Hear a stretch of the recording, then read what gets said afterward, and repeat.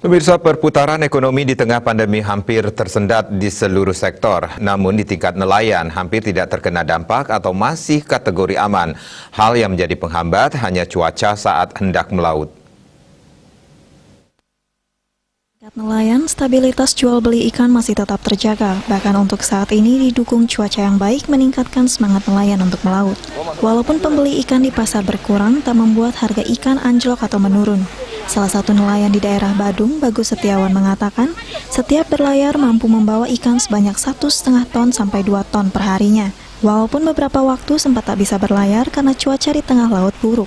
Di tengah pandemi, hal tersebut tetap disyukuri oleh para nelayan. Kalau berangkat bisa sih ada 1,5 ton, 2 ton gitu. Kalau jukung kecil-kecil gini. Kalau kemudian. Itu sekali berangkat dapat? Iya, gitu. Tergantung cuaca di tengah juga. Kalau tengah kalau biasanya kalau cuaca di pinggir ini enak, tapi tengah belum tentu, Mbak. Bisa ada ombak besar, ada bisa berangkat sore, pagi baru datang.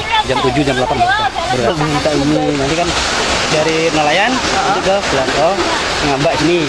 Kan untuk kalau orang masuk timbangan. Ke pasar. Pasarnya. Jadi jual yang ngecat kok banyak, Mbak. Oh iya. Dari sepeda kan banyak, dari dijual lagi.